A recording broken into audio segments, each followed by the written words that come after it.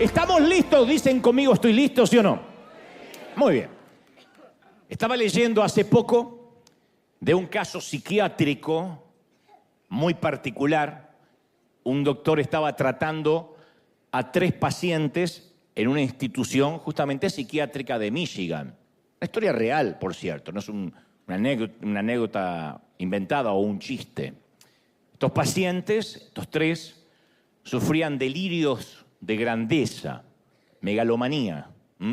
Es un desorden muy frecuente, se diría casi un argentinismo.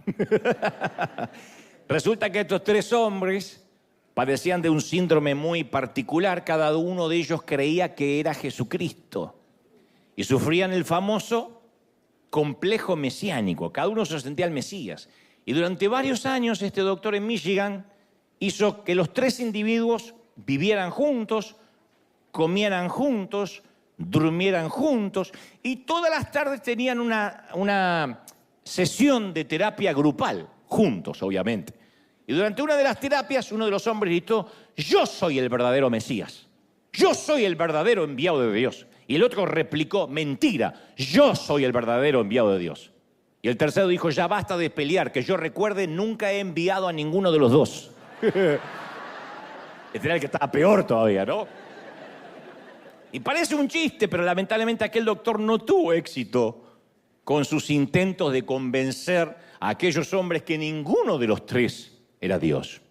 Estaban atrapados en esa realidad invertida en la que pensaban que eran el centro del universo, el tapón del océano, la última Coca-Cola del desierto, aunque en realidad eran 3 farsantes que aspiraban al trono real, ¿no?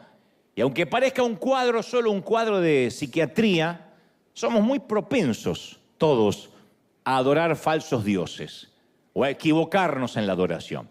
La idolatría no es uno de los muchos pecados, sino el gran pecado, del cual se desprenden todos los demás.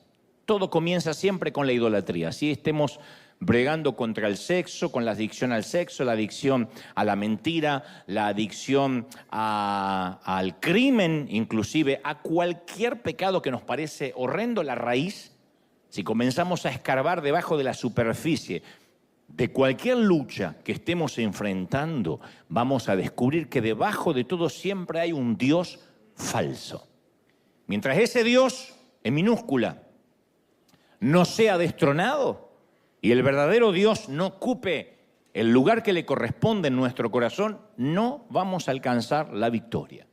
La idolatría no es una cuestión, es la cuestión de fondo. Es el tema medular.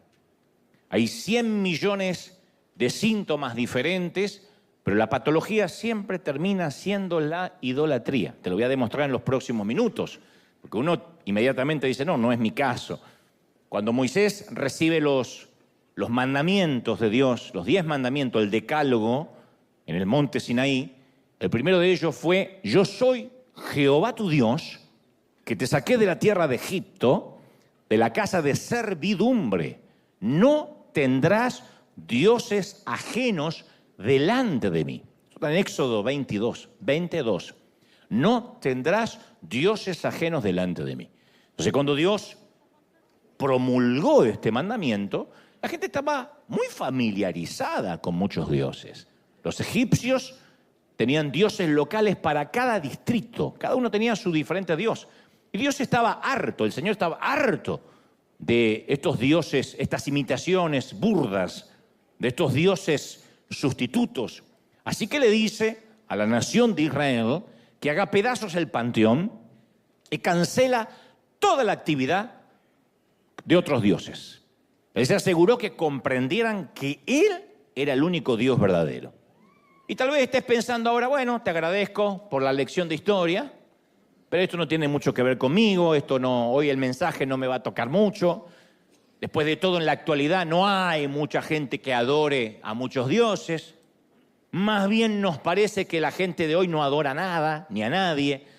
Yo, sin embargo, te voy a demostrar que la lista de nuestros dioses es más larga, es más ecléctica que la de ellos, es más amplia que la de los egipcios, que la de los hebreos. Y por el simple hecho de que les demos otros nombres, no dejan de ser lo que son, dioses. Los tenemos. Puede que no tengamos, qué sé yo, el dios del comercio, el dios de la guerra, el dios de la agricultura, el dios del sexo, el dios de la casa, pero sí tenemos docenas y docenas de otros dioses. El gran tema es que no los identificamos como dioses, por dos razones muy puntuales a saber. En primer lugar, nuestros dioses hoy no tienen el clásico atavío religioso, necesariamente. Y en segundo lugar, podríamos estar adorando algo que intrínsecamente no es malo. O sea que en sí mismo no es algo necesariamente malo.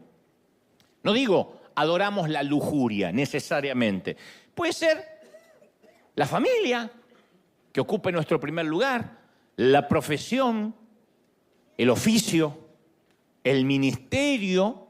Podría ser que adoremos sin darnos cuenta el alimentar a los hambrientos, que tanto nos gusta en nuestra congregación, ayudar, sembrar, dar a los que menos tienen, que son todas cosas, insisto, muy nobles, muy loables. El problema radica, como viene Dios hablándonos las últimas semanas, que apenas algo ocupa el lugar de Dios, se transforma en un ídolo, sustituto. Cuando algo o alguien reemplaza a Dios en nuestras vidas, entonces esa cosa o esa persona, por definición, se convierte en nuestro Dios. Entonces, cuando Dios le dio a Moisés los mandamientos en el monte Sinaí, el pueblo esperaba abajo y Moisés se tardaba mucho y el pueblo se impacientó. Moisés estaba arriba del monte hablando con Dios. Y el pueblo, que tenían algo de sangre hispana, dicen los teólogos, no aguantaban. Entonces se reunieron el oro que todos tenían, la billutería que algunos tenían, lo echaron al fuego e hicieron un becerro de oro para adorar. ¡Qué ironía! ¡Qué ironía! Porque en el preciso momento que Dios le hablaba a Moisés acerca de no tener otros dioses, el pueblo estaba dándole forma a un nuevo Dios. En el monte Moisés hablaba con Dios y en el llano la gente hablaba con un Dios, bueno, hablaba. El Dios no puede responder, el Dios con minúscula, pero adoraba a un Dios pagano. El Salmo 106, 19 relata, en Horeb hicieron un becerro y se postraron ante un ídolo de fundición. Cambiaron al Dios que era el motivo de su orgullo por la imagen de un toro que come hierba. Ustedes dirán, pero qué gente ridícula, ¿no?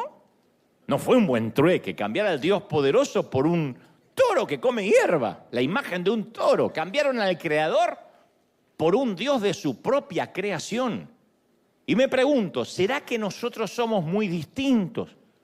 Quizás reemplazamos en un momento sin darnos cuenta a Dios por el sueño americano. Al principio llegamos a este país como inmigrantes, y esto va para los hispanos que vivimos en la Unión Americana. Los que viven en América Latina, de México hasta Tierra del Fuego, aguanten un poquito que esto va para nosotros. Al principio llegamos como todos para estar un poco mejor, para tener una mejor calidad de vida, lo cual es muy noble. Y después nos fuimos envolviendo en tarjetas de crédito, en préstamo, en hipotecas. Y nuestro Dios se empezó a hacer sin darnos cuenta el tener un buen crédito, un auto, una casa soñada, que no está mal en sí mismo. Pero a veces se empieza a cambiar el organigrama de nuestra vida, por una profesión, por una carrera que nos demanda el día entero y ya no tenemos tiempo para orar, para buscar a Dios. Leer la Biblia es un artículo de lujo. Por un equipo de fútbol, hay gente que tiene la idolatría por un equipo de fútbol que tampoco está mal. Yo me gusta hacer porras por Argentina, especialmente cuando gana tantos campeonatos y llega a las finales. Pero a mí me ha sorprendido mucho a gente que cae en la depresión si su equipo pierde. Es una locura. Siempre decimos es fútbol, nada más que fútbol, o lo que sea, cual sea el deporte que te agrade, es nada más que un deporte. Ni perdimos ni ganamos. Son esos 22 tipos millonarios los que se llevan el dinero. Nosotros somos los bobos que los miramos correr. Somos los tontos que miramos a 22 multimillonarios correr tras una pelota.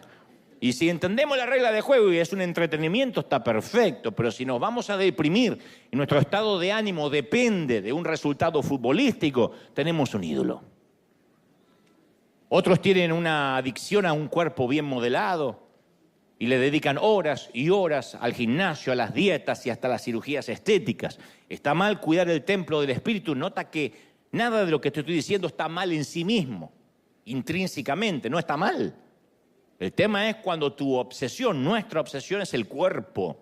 Y broncearlo y estirarlo y vestirlo con las mejores marcas y vivir en el gimnasio. Cuando la obsesión pasa a ser el cuerpo es porque estamos descuidando el alma y el espíritu. De alguna forma modelamos nuestros propios becerros de oro, nuestros toros que comen pasto. Y Dios afirma una y otra vez, dice, no te hagas ningún ídolo, ni nada que guarde semejanza a nada. No te inclines delante de ellos ni los adores. Yo, el Señor tu Dios, soy un Dios celoso. Esto está en Éxodo 24. No es Moisés diciendo que le parece que Dios es celoso. No es Abraham diciendo, conocí a un Dios celoso. En primera persona Dios dice uno de mis adjetivos es que soy celoso. ¿Quién reconocería de nosotros que somos celosos? Nos da vergüenza decir que tenemos celos. Pero Él es que es el Rey de Reyes, el libertador, el que se llama a sí mismo el proveedor, el sanador, el redentor. La lista continúa. Entre todos los nombres de Dios hay uno que parece extraño. Hasta suena como una debilidad. Y que además es el atributo más subestimado por todos nosotros, sus hijos. Digo el más subestimado porque no se componen canciones acerca de los celos de Dios. Decimos Jehová Jireh, Jehová Nisi, Jehová Shalom. Pero no decimos que Jehová es celoso. Porque lo tomamos como que bueno, ese día el Señor no tenía un buen día y se le escapó un defecto. Pero Dios es perfecto. Dios dice, yo soy un Dios celoso. Entonces, a priori, en principio, suena un Dios mezquino, hasta inseguro. ¿Cómo es que Dios es celoso? Tal vez no quiso decir eso, habría que ver las traducciones originales. Las traducciones originales dicen yo soy fuego consumidor y celoso.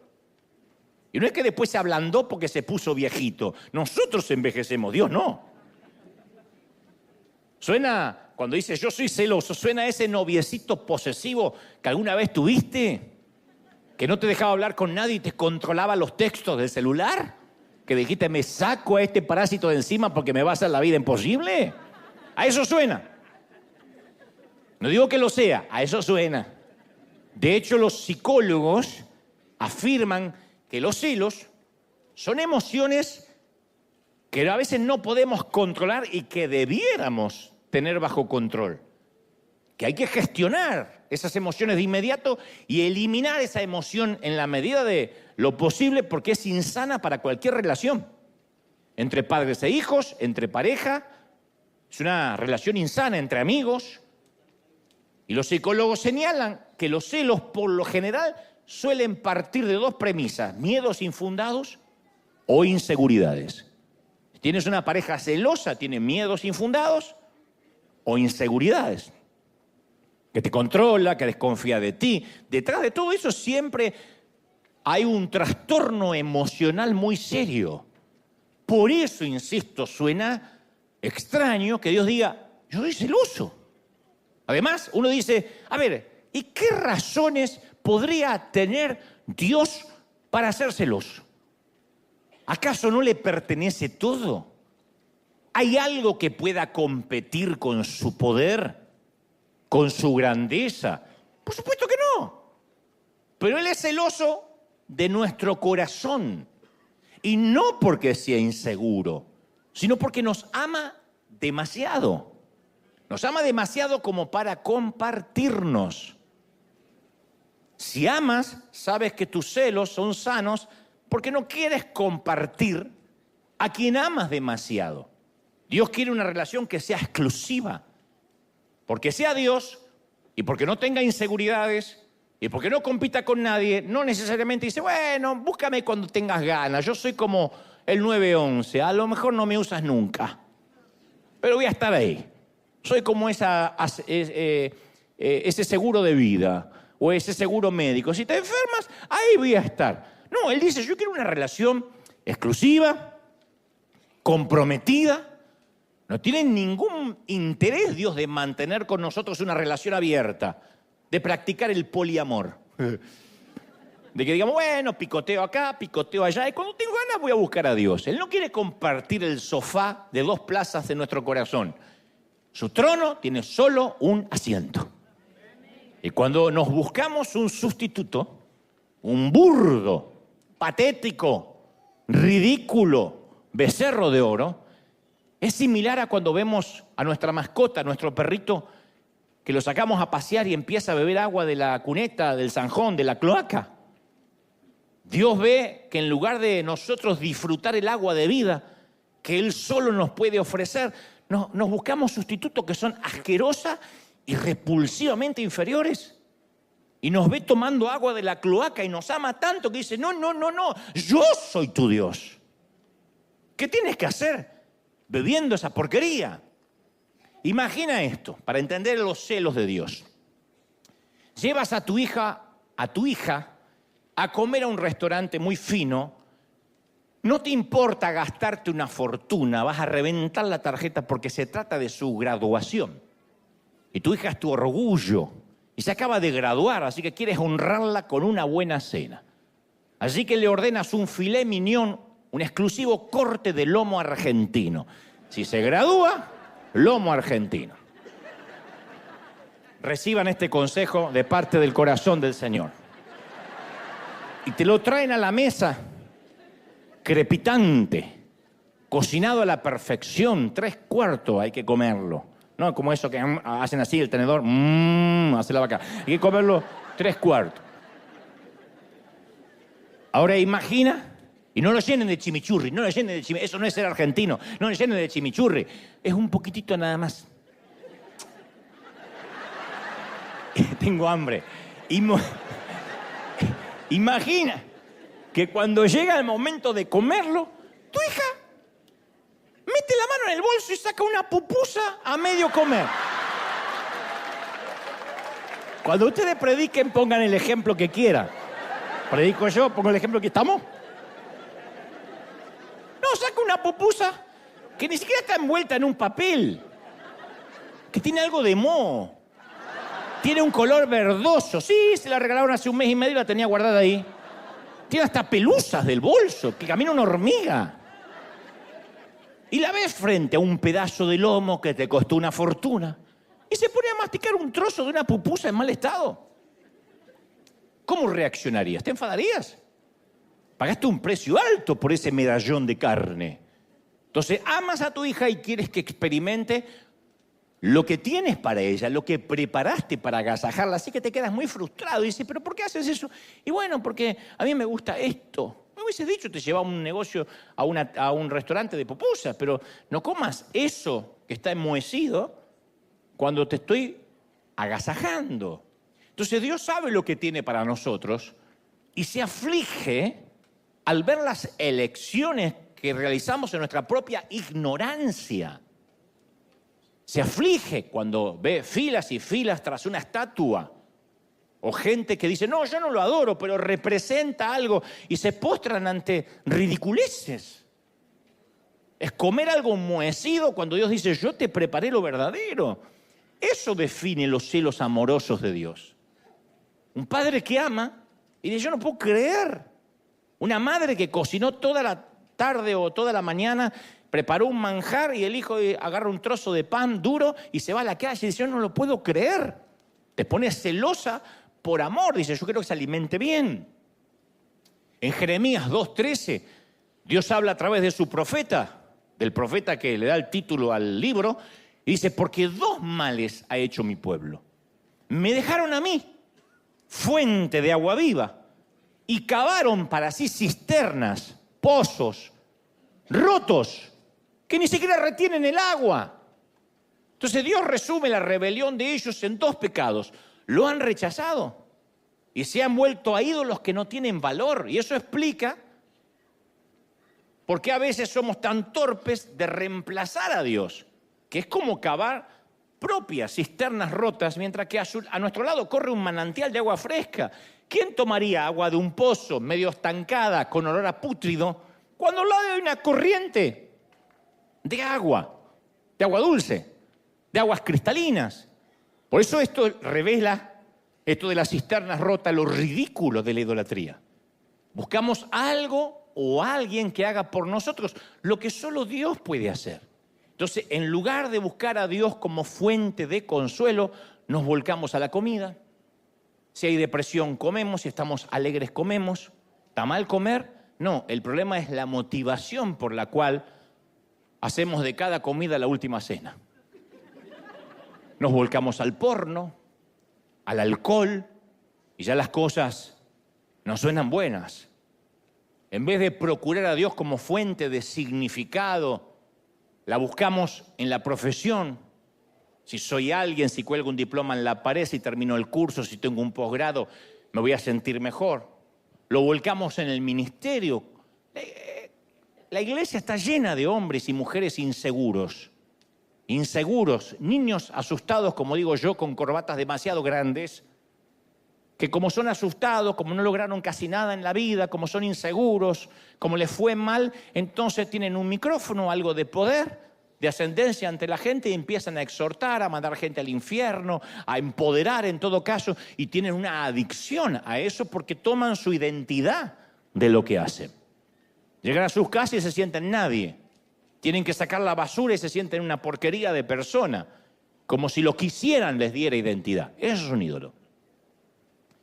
En vez de recurrir a Dios como fuente de seguridad, nos volvemos al dinero, a los ahorros, al crédito. ¿Está mal el dinero, los ahorros y el crédito? No, no está mal. El problema es cuando eso es lo que nos hace sentir seguros. Y cuando tenemos deuda, sentimos que no tenemos valor. En vez de ir a Dios como nuestra fuente de gozo, la buscamos en el sexo, en las maratones de Netflix o en la propia familia. En vez de buscar a Dios como nuestra fuente de esperanza, vamos tras un presidente para ver si nos resuelve la vida. ¿Está mal votar concienzudamente a un candidato? No está mal, pero no hay ningún candidato que Dios pone para salvarme la vida. Dios permite a los presidentes, a los gobernadores, a los reyes, a los buenos y a los dictadores, a los cuerdos y a los locos, pero ninguno de ellos nos va a resolver la vida. No es que si sube Trump, esto va a cambiar y ahí sí, ahí sí. No va a pasar eso. Independientemente de quién se siente en los sillones presidenciales de América Latina o aquí en el Salón Oval en la Casa Blanca, si esa es nuestra fuente de seguridad, estamos fregados.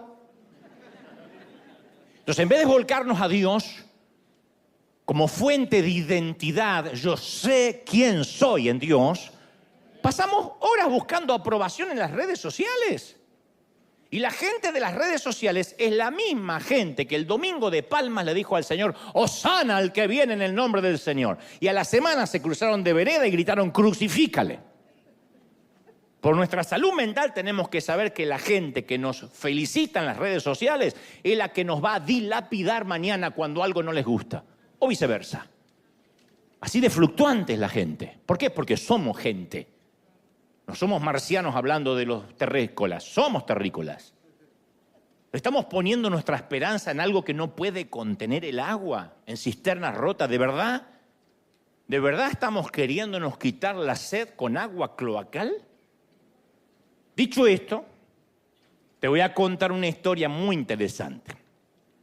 Josué es quien sucede, quien toma la banda presidencial después de Moisés. Es el sucesor del patriarca y ofrece el mejor discurso de toda su gestión. Tuvo varios discursos Josué.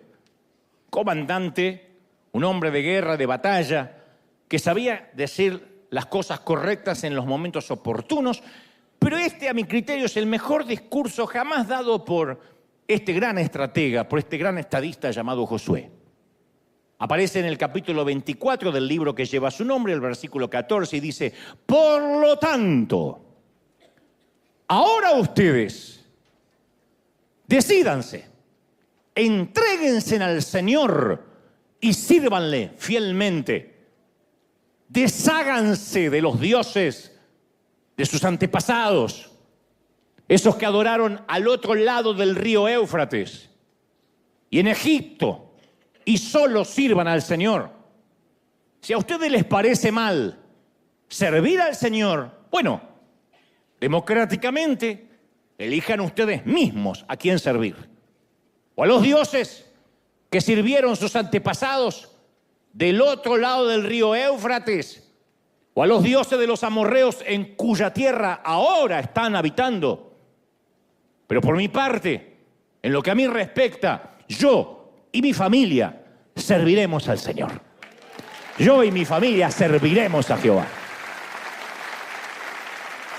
¿Por qué es el mejor discurso, a mi humilde criterio? Porque no da vueltas, porque es pragmático, porque va al grano y no trata de ser un dictador. No dice que les va a cortar la cabeza, que la cabeza de los que adoren a otros dioses rodarán por la arena. Les presenta un desafío abierto. Es tiempo que el pueblo haga una elección. Elecciones libres. Abre las urnas a votar. Dice, pueden seguir al Señor. O hoy pueden elegir a un Dios diferente. Yo encuentro muy interesante que Josué le está dando 3 opciones más, además del único Dios verdadero. Presenta 4 opciones, 4 candidatos al trono del corazón de la gente. Hay uno solo que está en el trono, pero le dice: en el trono de vuestro corazón tienes 4 candidatos para elegir. A mí, cuando me toca hacer un llamado a la salvación, nunca me ha tocado presentar múltiples alternativas. Nunca he dicho: hoy elige entre Jesús, el Buda, Mahoma o Messi. Nunca. Pero Josué, a pesar de que es un comandante en jefe de las Fuerzas Armadas del pueblo hebreo, un general acostumbrado a dar órdenes, sabe que es necesario que hoy tengan una elección democrática y vayan a las urnas a elegir. Claro, porque él sabía lo que luego todos aprendemos, que no se puede obligar a nadie a repetir una oración y arrastrarlo al reino de Dios por la fuerza. Diga conmigo, repita conmigo, le tomamos los datos y ya está dentro. No funciona así. Se trata de un corazón que realmente sabe lo que está eligiendo, de un sendero que cada individuo debe escoger a expensas de desechar otros caminos. Dios no comparte su trono con nadie. Entonces así lo expone Josué. En principio, le dice al pueblo que tiene 4 opciones y lo desglosa de esta manera. Número 1, sigan a los dioses de sus antepasados, del otro lado del río, del sitio donde una vez salieron. Número 2, sigan a los dioses que luego se encontraron en Egipto, cuando fueron esclavizados tantos años. Número 3, sigan a los dioses de la tierra que ahora habitamos. Número 4, como yo, sigan al Dios verdadero. Escuchando esto uno puede pensar, bueno, gloria a Dios que nosotros no tenemos ese problema. No adoramos a los dioses egipcios, ni a los dioses locales, ni a los dioses del otro lado del río, pero tengamos en cuenta que cada categoría tiene un momento y un lugar en la vida. Puede que con el paso de los años esos dioses se vistan y luzcan diferentes a los del tiempo de Josué, pero las categorías hasta la fecha siguen siendo las mismas. Y no se nos puede escapar un detalle muy importante. Sí o sí tenemos que hacer una elección. Porque Josué no termina diciendo, bueno, también podrían elegir no adorar a nadie, pueden votar en blanco. No hay voto en blanco, no hay neutrales, no hay abstención de voto. Todos somos adoradores, todos. La adoración se conecta directamente con quién somos. Así es en cualquier cultura y en cualquier civilización. Todos somos adoradores de algo o de alguien. Te lo voy a demostrar en instantes. Donde quiera que uno vaya, vamos a ver a la gente que ya eligió a qué o a quién adorar. Y nosotros tenemos que elegir, porque eso está escrito en nuestro código genético. No podemos decir, yo no adoro a nadie, en ese sentido estoy muy equilibrado. No hay votos en blanco, no hay abstención de votos. Podemos ir a lugares donde, o sitios donde la gente tiene a sus ídolos tribales de la vieja escuela, rituales, sacrificios, sea una virgen, un santo, una estatua, una imagen, y ver esas grandes procesiones que parece increíble verlas en el siglo XXI. O podemos ir a las ciudades más modernas y ver que también se inclina ante altares de poder, altares de placer, de finanzas. En el fondo siempre es lo mismo. La gente elige a sus dioses y les lleva sus ofrendas, olvidando que ellos mismos son las ofrendas. Alguien dijo que lo opuesto a creer, lo opuesto a la fe, no es el ateísmo, es la idolatría. Lo opuesto a creer no es no creo en nada, crees en otra cosa o en otro alguien. En otras palabras, todos vamos a adorar a algún Dios, por eso tenemos que elegir esta mañana, tarde o noche, conforme cuando me estén viendo. Fuimos creados para ser adoradores del mismo modo que los pájaros fueron creados para volar y los perros para ladrar y las suegras para estorbar. Fuimos creados para eso. Es lo que hacemos. La pregunta es, ¿quién o qué será el objeto de nuestra adoración? ¿Quién o qué? Entonces, la vida nos va a presentar infinidad de posibilidades de elección. Y existe una gran cantidad de opciones, insisto, menos el no elegir. Hoy no podemos decir, bueno, esto no es para mí, yo no elijo nada. Josué presenta 3 opciones además de Dios y no ofrece el recuadro que diga ninguno de los anteriores mencionados. Le dice, elijan uno. Y si ubicamos esta disyuntiva dentro de un contexto moderno, alguien podría levantar la mano y decir, bueno, todo bien, Josué, pero la verdad que con este tema de la adoración a mí me excede porque yo no soy religioso. Y aquí es donde nos confundimos porque según nuestra manera de pensar asociamos adoración con religión. Pensamos que la adoración tiene que ver con atuendos, rituales, alguna caminata, algún santo. No, el problema está en la mala comprensión de lo que es la adoración. Cuando alguien dice, yo no soy religioso, no está captando el punto. Si eres miembro de la raza humana, con mente, cuerpo y emociones, entonces eres un adorador. Yo soy un adorador y tú también. Esto viene de fábrica, así venimos equipados. No es algo que adquirimos después si nos gusta o si queremos. Insisto, aunque soy repetitivo y monotemático, solo hay que elegir a qué o a quién vamos a adorar. Es un reflejo condicionado que siempre hace que coloquemos la esperanza en algo o en alguien. En un partido político, en un equipo de fútbol, en que me voy a casar, en el sexo, en los hijos. Cuando tenga hijos voy a ser feliz. Cuando me traigan los nietos voy a ser más feliz. Siempre estamos poniendo en algo o en alguien la esperanza. Porque eso es lo que hacemos los seres humanos, como respirar, comer, pensar. Identificamos lo que deseamos y hacemos sacrificios para alcanzar la meta. Desde el momento que nacimos y nos dieron leche, estamos persiguiendo algo que creemos que va a satisfacer nuestro apetito. Y el resultado final es que nuestras vidas comienzan a tomar la forma de aquello que más nos gusta. Lo que elegimos adorar nos moldea, define nuestro futuro. Así que como hay un montón de chiquititas que quieren parecerse a Taylor Swift y se visten igual que ella y se tatúan igual que ella, así hay un montón de gente que quiere parecerse al jugador de fútbol, al actor, a su padre, a su tío, a su pareja. Empezamos a parecernos al Dios que adoramos. Por eso es que cuando uno adora al verdadero Dios, cada vez más se refleja la gloria de Cristo en nosotros, porque nos empezamos a parecer cómo respondería Jesús, cómo actuaría.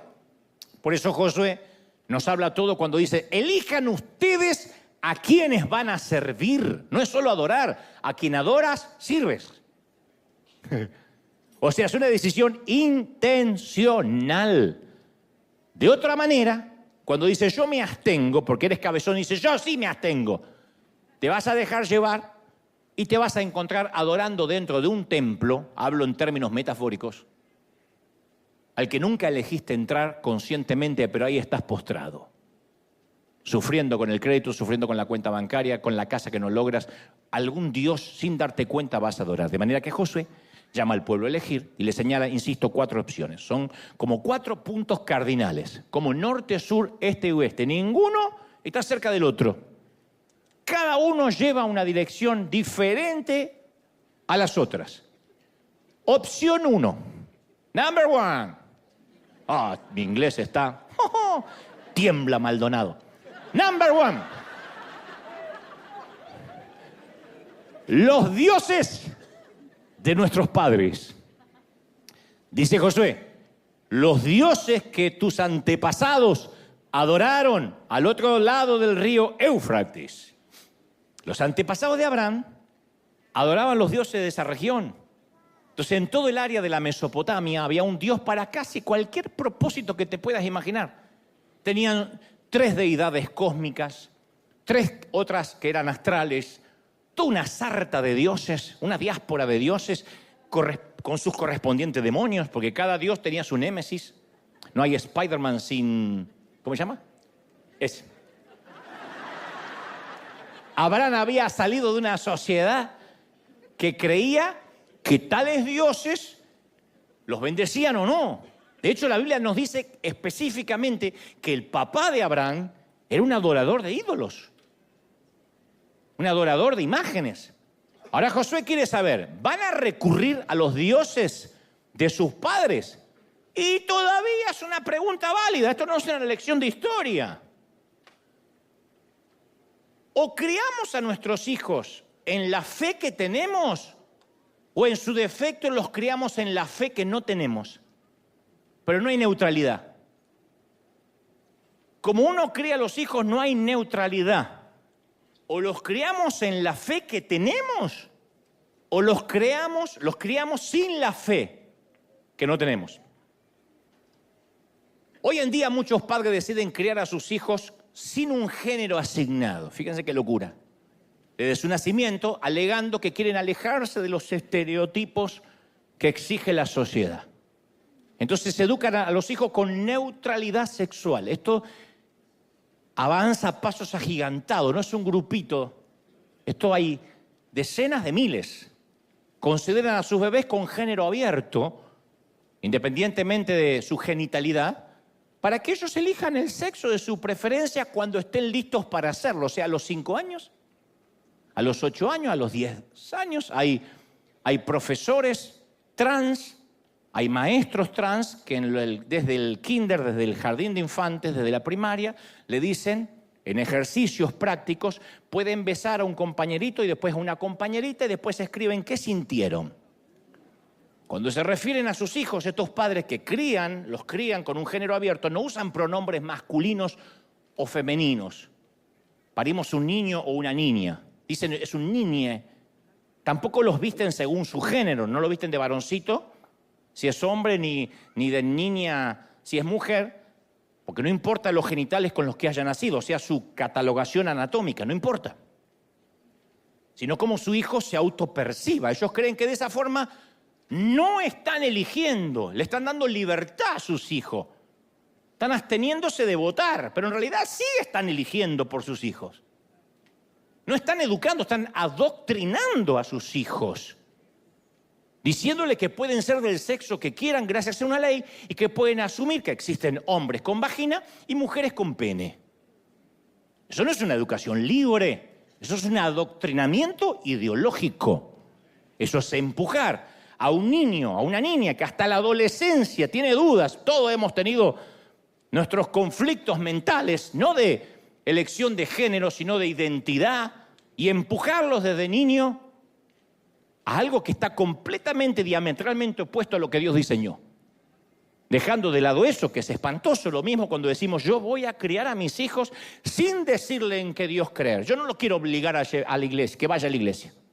Que sean libres. Que un día elijan si quieren servir a Dios o no. Es muy diferente a que ellos tengan su propio encuentro con Dios. uno no puede prestarle el encuentro con Dios a su hijo, porque eso lo transforma de un hijo de Dios en un nieto de Dios. Y la espiritualidad prestada, vicaria, no sirve. Yo estoy consciente que nuestros hijos, porque nacieron en un hogar cristiano, no son cristianos en sí mismos. Es como nacer en un garage y creer que somos un auto.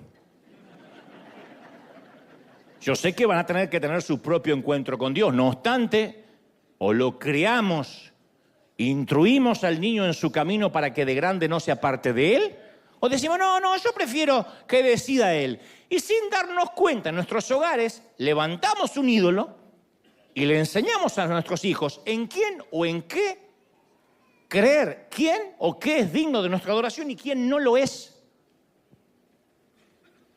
Si en casa nunca hay devocionales, si en casa nunca se lee la Biblia, si en casa nunca se canta una alabanza, le estamos diciendo a nuestros hijos, a ese Dios no hay que adorar. Elige tú. Como diciéndole, elige el sexo. Si nos aterra aquellos que crían a hijos con género abierto, nos debería aterrar aquellos que crían a hijos con creencias abiertas. Ahora, convengamos, todos heredamos creencias de nuestro hogar, de nuestros padres. Algunas cosas de las que heredamos de nuestros viejos son fáciles de ver. Heredaste la nariz de tu papá, las caderas de la vieja, el trasero del tío, que llegó hasta el padre. Pero no es lo único que recibiste de ellos. También terminaste adorando a dioses que ellos adoraron. La psicología llama a esta transferencia, ley de la exposición al entorno. Por ejemplo, la ley de la exposición significa que nuestras mentes absorben de niños y nuestras vidas reflejan de adultos aquello a lo que estuvimos expuestos. Esa es la mayor educación, lo que uno ve. No lo que nos dicen solamente, lo que uno ve. Quizá para tu padre la vida era trabajar.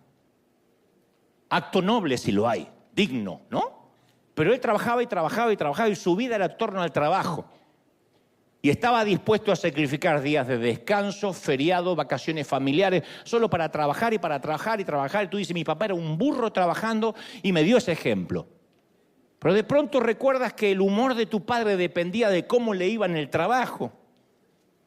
Y era un hombre que trabajaba, lo único que pudiste decir en su funeral, trabajaba. Porque cuando llegaba a casa era un zombi, ausente, no se involucraba con sus hijos, a papá no se lo podía molestar porque papá trabaja. Papá no iba a los actos escolares porque papá trabaja. Papá no le puedo contar lo que me pasa en las emociones porque papá trabaja, porque sostiene, porque provee. ¿Está bien? Pero entonces lo más probable es que tu trabajo ahora de adulto también sea tu templo. Y en lugar de encontrar tu identidad en Cristo, la encuentras en tu trabajo. Y cuando no tienes trabajo, tu vida ya no tiene más sentido, te quieres suicidar al día siguiente. Porque el Dios de tus padres era el trabajo. O tus padres vivían quejándose que la plata nunca alcanzaba. ¿Quién no tuvo padres así? Que no malgastes el agua, que el papel higiénico no nos regalan, que no tires la cáscara de banana, porque capaz que mañana no hay para comer. Y entonces lo más probable es que ahora de adulto, tu Dios sea la miserabilidad, que no es lo mismo que la pobreza. Porque ahora tienes un buen pasar, quizá ahorros en el banco, pero eres eso de lo que crees que todo tiene que ser gratis y no estás dispuesto a que se te caiga un centavo de más. Ay, pensé que era gratis, porque viene de la miserabilidad. Entonces, en lugar de encontrar su identidad y su valía en Cristo, la encuentra en lo que puede acumular. ¿Tiene dinero en el banco? Alaba a Dios. Las cuentas están en rojo, ya no quiere venir a la iglesia. ¿Es tu Dios? ¿El Dios que heredaste? ¿O tu padre te vivía diciendo que alquilar, rentar era tirar el dinero? Y entonces sientes que no tienes valor hasta que no tengas tu propia casa. Y te voy a decir algo que no te va a decir otro, porque generalmente desde los púlpitos te dice cuántos quieren ser dueño, ser cabeza, cuántos quieren ser cabeza y no cola, porque Dios te va a dar una casa. Pero yo te voy a decir la verdad. Yo te voy a decir, a lo mejor Dios quiere que rentes toda la vida. O viva de prestado. ¿Y? Acuérdense lo que Dios nos habló el domingo pasado, el Hijo del Hombre no tiene donde recostar la cabeza. No es un voto de pobreza. Algunos pueden comprar, otros no pueden comprar. Porque, ¿qué sé yo? Eso no revela el carácter de nadie. ¿Cuánta gente con casa propia se va directo al infierno y gente que nunca tuvo casa propia es un devoto cristiano? Pero tal vez te dijeron toda la vida, si no tienes tu casa, estás tirando el dinero. Entonces hoy en día tu Dios es, no, la casa, yo cuando tenga el título, ahí voy a descansar. Se abre la falla de San Andrés, no queda ni el título.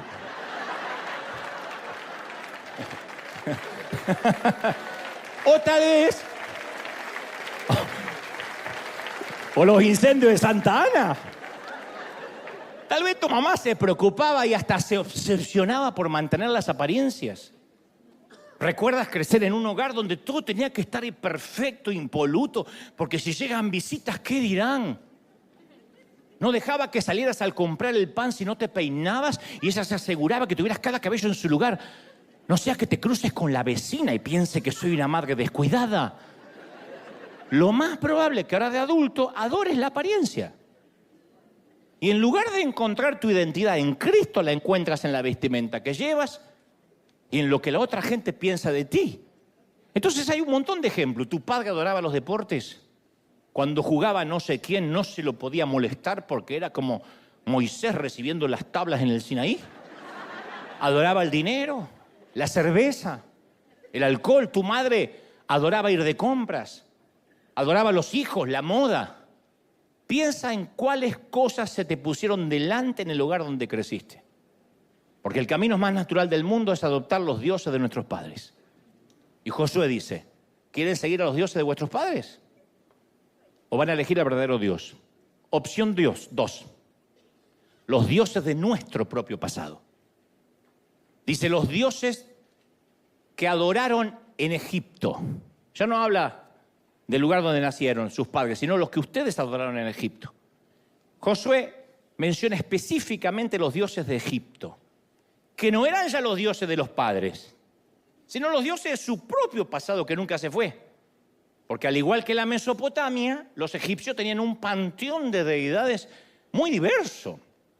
Les encantaba mezclar en las figuras partes del cuerpo humano con parte de los animales. Lo habrán visto en los libros de historia. Tenían un tal Horus, dios del delta, que tenía cuerpo humano con una cabeza de halcón. Hathor tenía el cuerpo de una vaca y la cabeza de una mujer.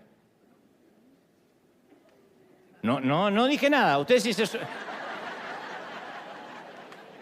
¿Están esperando que yo agregue algo más? No, yo llego hasta ahí, hasta el bordecito y ¡epa! Y me vuelvo. Tengo años en este oficio. Pero eso eran los Transformers mutantes del antiguo mundo. Los egipcios tenían sus dioses populares, pero además adoraban a todas las cosas, al sol, a las tormentas, a la luna, a las estrellas. Y los hebreos tuvieron tantos años esclavos ahí que no había manera de no absorber esa cultura que los rodeaba. Así que cuando Moisés condujo al pueblo a la libertad, algunos de ellos no abandonaron los dioses que adoptaron en Egipto. Ezequiel 27 dice, a cada uno les ordené que arrojara sus ídolos detestables con los que estaban obsesionados, dice Ezequiel. Y que no se contaminara, y usa una palabra muy singular, con esos malolientes ídolos de Egipto. Porque yo soy el Señor su Dios. El Señor dice, apesta tu ídolo. Así les dijo. Y este tipo de ídolos malolientes representa aquello del pasado, ya no del Dios de los padres, sino aquello de nuestro pasado que no queremos dejar atrás y que de algún modo persiste. Yo recuerdo hace algunos años, muchos años, fui a buscar empleo allá por el año 91 a una importante compañía de instrumentos musicales y todo dependía de esa entrevista. Me puse mi mejor traje de entonces, me perfumé en cantidad industrial y acudí a la entrevista de trabajo con mi mejor versión, la que podía tener en ese entonces. Pero antes de entrar a la tienda, que estaba en una peatonal muy famosa en Buenos Aires, en calle Florida, tuve que atravesar un parque que era un campo minado de estiércol de perro. Y sin darme cuenta, cuando entré a la oficina del gerente, un aroma nauseabundo impregnó toda la oficina, superó mi perfume. Y el gerente dice, espere, y empezó a abrir las ventanas hasta que se dio cuenta quién era la fuente del olor. Y yo miré con horror mis zapatos y comprobé que había dejado huellas de excremento animal sobre la alfombra en toda la oficina de quien me iba a contratar. Entonces, este es el punto, que muchas personas se hacen cristianas, invitan a Jesucristo a entrar a sus corazones, a tomar el trono de su vida. Todo es fantástico hasta que captan un olorcito, algo que han traído bajo la suela. Algo que huele, pero que no huele bien, que más bien apesta. Algo que debió haber sido destruido tiempo atrás, pero que de alguna manera te acompañó en la caminata. Está bien, fuimos limpiados minuciosamente. Entonces, ¿por qué todavía a veces llevamos colgado eso del zapato? Porque son convertidos que aún conservan los viejos deseos, algunos viejos hábitos. Han invitado a que el Señor sea el único Dios de sus vidas, pero aún le siguen prestando atención a esos antiguos dioses. Este es el desafío que muchos enfrentamos a algunos de nosotros. El problema no es seguir a Jesús, el problema es que intentamos seguirlo, como dije el domingo pasado, sin dejar algo sucio atrás. Y cuando uno intenta seguir a Jesús con algo sucio, eso va a superar cualquier perfume de alabanza. Josué sabe que hay un poquito de Egipto adherido a las sandalias de su pueblo. Los viejos dioses que se rehúsan a morir, se sostienen, se aferran minuciosamente a nosotros. Quizá cuando llegamos a Cristo recién los antiguos dioses se queden en silencio por un tiempo, pero si no hay una verdadera entrega del corazón, te transformas en un mujeriego en pausa. Yo era mujeriego, pero ahora que vino el Señor a mi vida puse la pausa. No es poner la pausa. Un homosexual en pausa. Un soberbio en pausa, un violento en pausa. Y un día las cosas se ponen feas y quitas la pausa. Y el monstruo sale otra vez y los dioses te vuelven a gobernar porque nunca cambiamos de vida, solo pusimos en pausa esa parte de nuestra personalidad. Así que aunque hayas elegido al Señor en el pasado aceptando a Cristo, el desafío que hoy te presenta Josué es elegir a quién vas a servir hoy. Y si vas a limpiarte la suela de los dioses del pasado. La opción 3, los dioses de nuestra cultura. Dice, o elijan a los dioses de los amorreos en cuya tierra ahora habitan. Los dioses no solo estaban en casa de papá, ni la tierra de la cual salimos, sino en la tierra de la cual hoy habitamos. La tercera opción de los recién llegados. Estos eran dioses más encubiertos, no se apreciaban a simple vista. Los israelitas ahora vivían en un pueblo muy diverso, muy parecido a lo que ocurre en nuestra sociedad. Había muchos grupos étnicos, dioses distintos, y había sacrificios, rituales sexuales, todas esas cosas. A algunos israelitas los sedujeron, porque estos dioses tenían la ventaja de estar jugando en su propia cancha, eran dioses locales, eran parte de la cultura. Y nosotros también luchamos con dioses que son parte de la cultura. Claro. Si hoy nos dijeran que siguiéramos a un Dios de la fertilidad, de la prostitución en el templo, lo rechazaríamos porque no encajan en nuestra época. Pero para aquella gente la adoración a estos dioses estaba tan inmerso en la cultura que era lo normal. Era como los que escriben insultos, cristianos que escriben insultos a otros ministerios en las redes. Es normal. No hay más temor de Dios en mucha gente. Tendríamos muchos defectos en la iglesia legalista en la cual me crié, pero no nos atrevíamos a tocar jamás a un ungido, no sea que esté luchando contra Dios. Y hoy en día van a ver ustedes un montón de bocas sueltas diciendo vas a arder en el infierno, apóstate, basura, no solo conmigo, con cualquiera que no les agrada. No sé si eso viene de la cabeza, de lo que aprendieron o de la cultura. Las redes me dan impunidad, me dan anonimato y digo lo que quiero del presidente, del actor, de la entrega de los Oscars y del culto. Si no me gustó, insulto y total, pecado es lo que se dice, no lo que se escribe. Y de la abundancia del corazón escriben los dedos. Entonces, ¿será posible que tengamos ídolos que no reconocemos porque está tan integrado a nuestra cultura que nos resultan normales, lógicos y hasta orgánicos? Pablo le escribe a Roma en Romanos 12:2 y dice, no se amolden al mundo actual, sino sean transformados mediante la renovación de la mente, así puedan comprobar cuál es la buena voluntad de Dios, agradable y perfecta. Entonces tenemos ídolos que nadie supo predecir. Te cuento, un predicador viajó a una aldea en la India, historia absolutamente real, y conoció a una mujer en la India que alguna vez visitó América y la odiaba.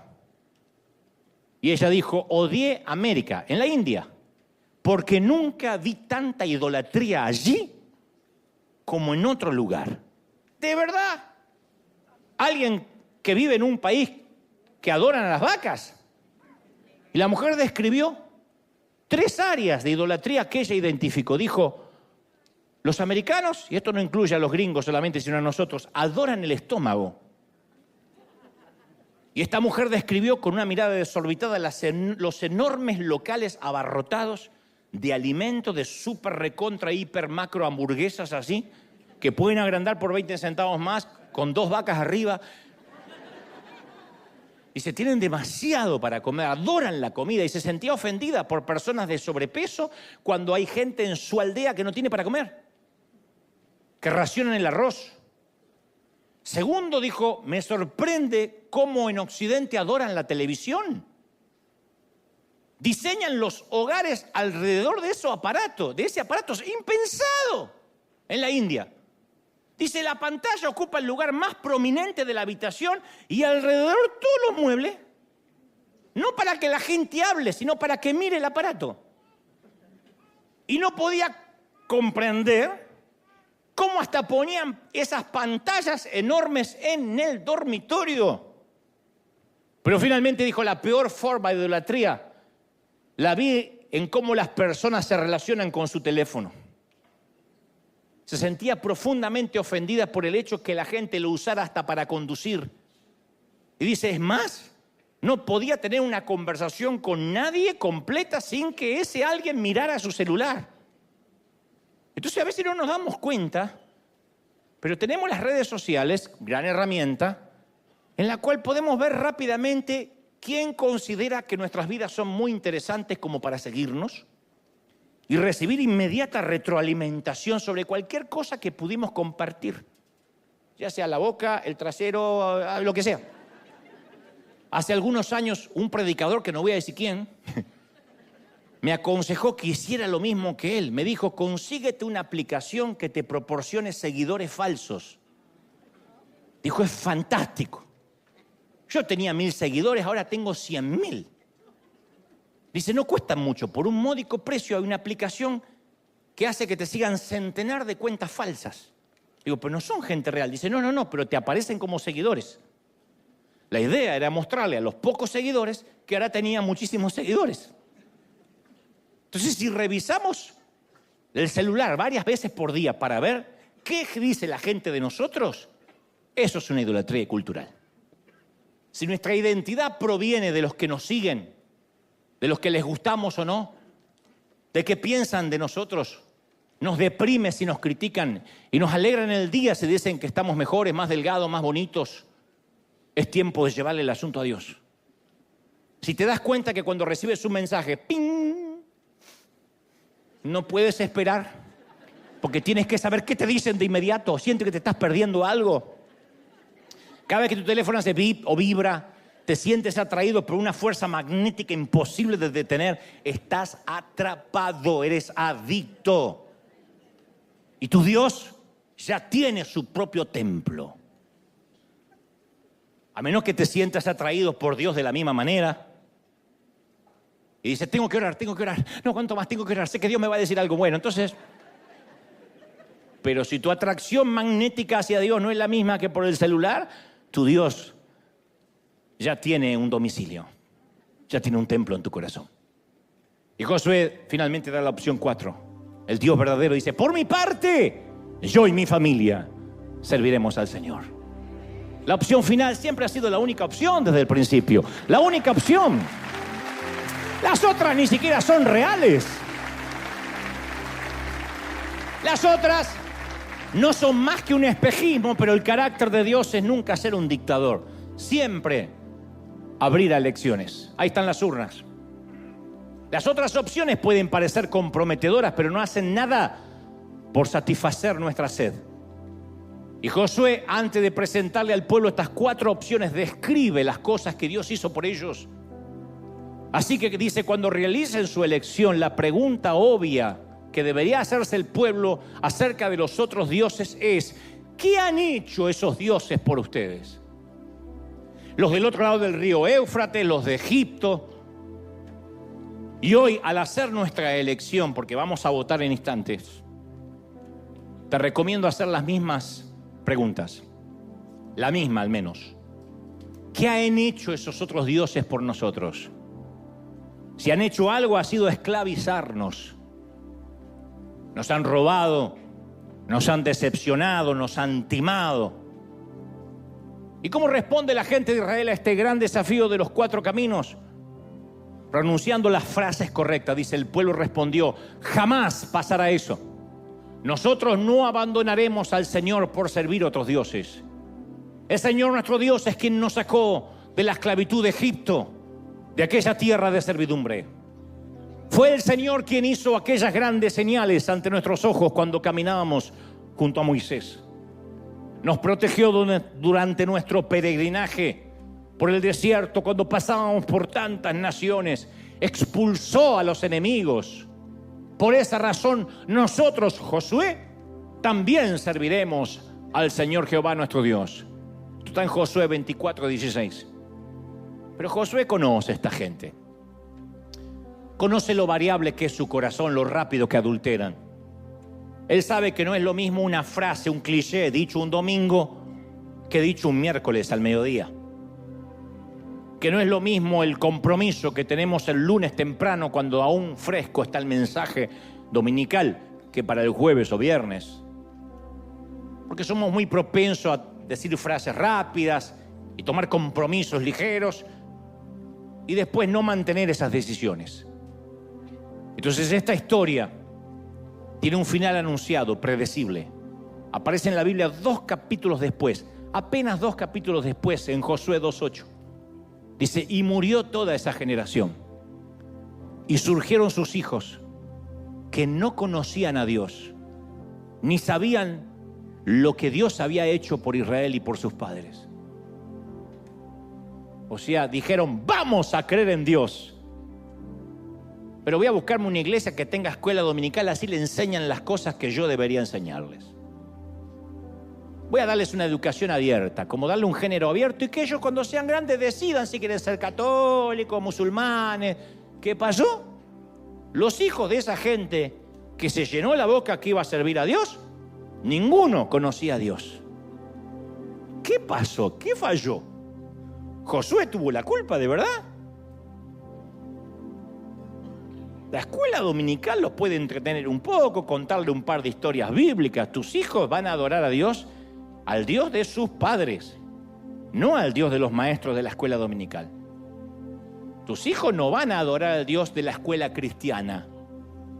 Aunque diga, yo los envío a una escuela cristiana, ellos no van a adorar al Dios de sus maestros. Le van a enseñar de Dios como a mí me enseñaron de San Martín y de Bolívar. Y va a ser una linda figura histórica a la que respetan de tanto en tanto. Y cada Navidad y cada Pascua van a ir a la iglesia. Y es una generación que no va a conocer a Dios. Como dije, o criamos a nuestros hijos en la fe que tenemos o los criamos en la fe que no tenemos. Porque los dioses paganos nunca se rinden. Y van a por tus hijos. Van por los nuestros. Y si no te pueden robar a ti, van a secuestrarte a los tuyos. El enemigo se especializa en la trata de niños. Y no para explotarlos sexualmente, para explotarles el alma. Para explotarlos, para venderlos. Entonces, haces caso omiso en tu hogar porque vives trabajando para pagar el crédito, vas a comprarte la casa y perder el hogar en el proceso. Vas a tener mucho dinero en la cuenta del banco, pero para pagar la cuota alimentaria que dictamina el juez. Porque esos dioses nunca, jamás serán los dioses que te conduzcan a algo positivo. Y mucho menos que salven a tu familia. Pueden perder una generación, pero dicen, bueno, Esos dioses dicen, está bien, perdimos una generación, pero nos vamos a adueñar de la próxima. Y ellos van por nuestra próxima generación. Es sorprenderte que a nuestros hijos ya le parezca normal el beso entre dos chicas en un dibujo animado, en una película famosa. Es normal que les parezca que en sus propios colegios tengan novios a los 12, 13 años, pero hoy tengo un novio, mañana tengo una novia. Hoy tengo una compañera que es novia de otra chica, pero mañana quiere ser novia porque se levantó pansexual, transexual, y para ellos es normal. Y eso no va a mejorar, porque esos dioses van a por nuestros hijos. Puede ser que te dejen por un día, pero regresarán mañana. Y nuestro Dios es un Dios que se sigue autodefiniendo sin pudor, un Dios celoso. Ese atributo que tantas veces pasamos por alto, soy celoso. Así que hoy, aquí y en casa, tengo que hacerte la misma pregunta que Josué le hizo al pueblo hace miles de años atrás. Entrégate al Señor y sírvele fielmente solamente a Él. Pero si te parece servir mal al Señor, elige tú mismo a quién vas a servir. Y hoy puedes elegir servir al Dios de tus padres, que adoraron durante toda tu niñez y que heredaste consciente o inconscientemente. O a los dioses malolientes de tu propio pasado que aún llevas pegado a la suela de tus zapatos. O a los dioses de la cultura que te rodea y que asumes como algo normal y orgánico. O bien, puedes elegir al verdadero Dios. Por mi parte, yo y mi familia serviremos al verdadero Señor.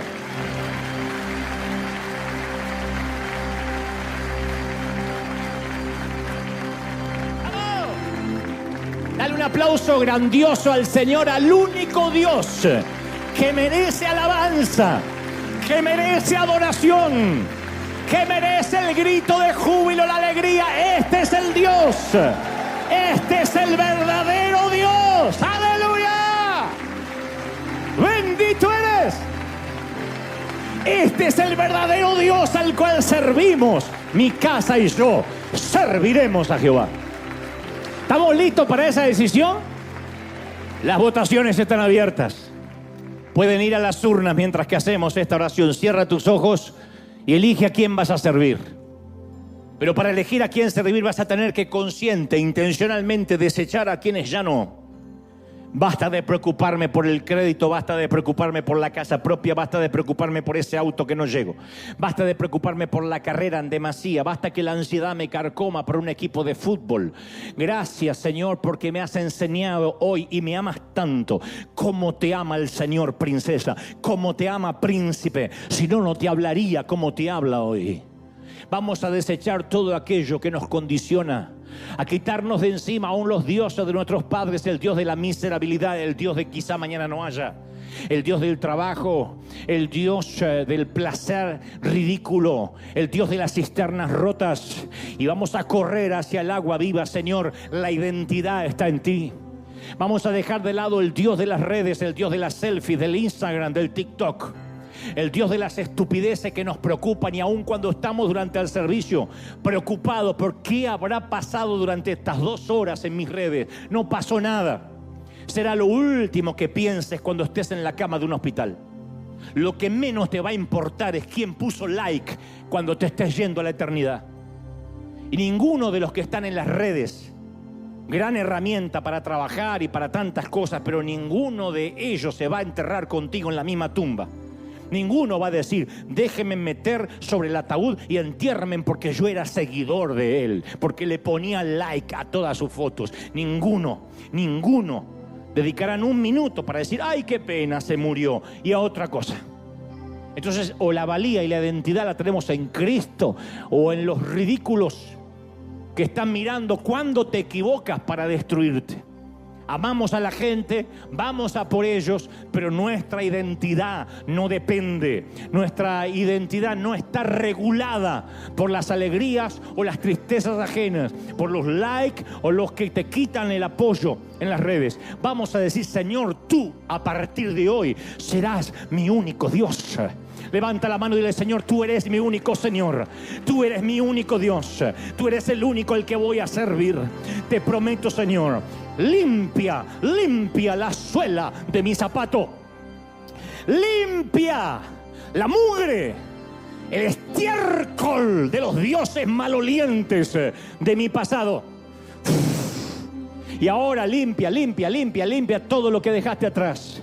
Al Dios de tus padres, al Dios de Egipto, al Dios de la cultura, y al Señor solo adorarás y al solo servirás. Porque Dios tiene solo un trono, no un sofá de 2 plazas. Yo no comparto mi gloria. Y te quiero en una relación íntima, no abierta. En una relación monogámica, dice el Señor. Santo. Santo. Todos. Digan: Padre, tu Espíritu Santo sella esta palabra ahora. Espíritu Santo, sella. Imprime esta palabra en los corazones. Porque solo he hablado al intelecto, pero tú has hablado mientras a donde yo no llego. Al corazón, al alma, a los tuétanos, a la esencia. Más de tu Espíritu. Padre, en esta mañana he transmitido lo que creo, me has dicho que diga. No he quitado, no he omitido nada a lo que considero es tu revelación. Y soy libre de esta palabra y hago a cada uno responsable de su voto en la urna.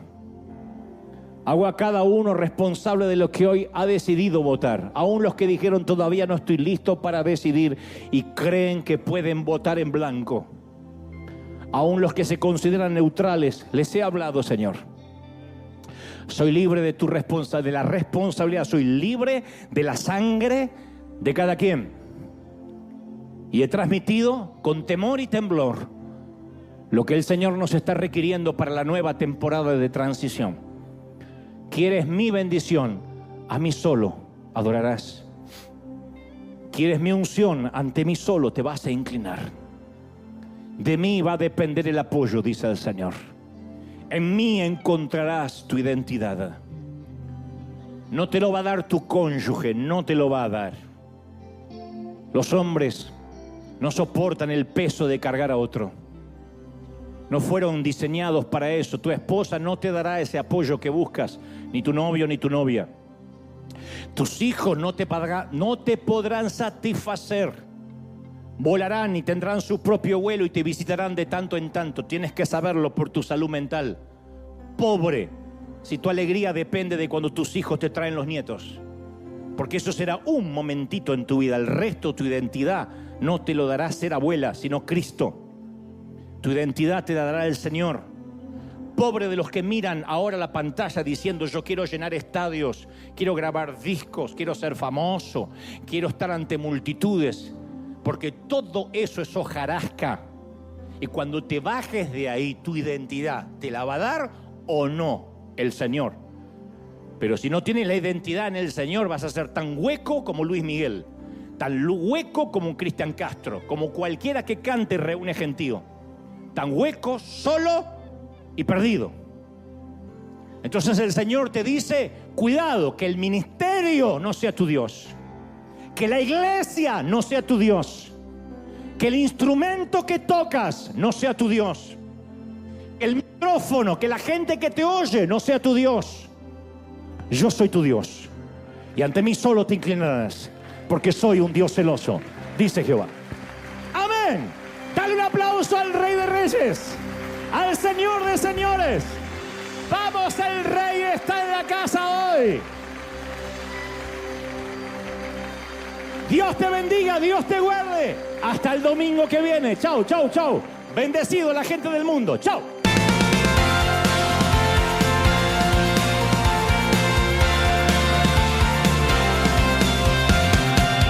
Apareciste una noche de soledad, abandonado y perdido te reconocí. Tu voz diciéndome: no temas, yo estoy aquí. El Padre me envió por ti. Me curaste las heridas, me sanaste, mi Jesús. Todas mis cargas las dejaste allí en la cruz. Algo tan grande no lo puedo comprender. Oigo tu tu dulce voz diciéndome una y otra vez: oh, oh, oh, oh, eres bienvenido, eres amado una y otra vez. Oh, oh, oh, oh, bienvenido a River, eres amado.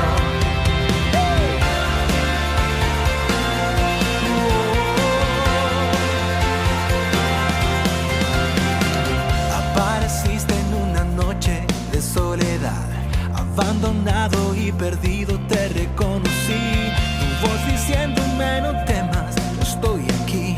El Padre me envió por ti y me curaste las heridas, me sanaste, mi Jesús. Todas mis cargas las dejaste allí en la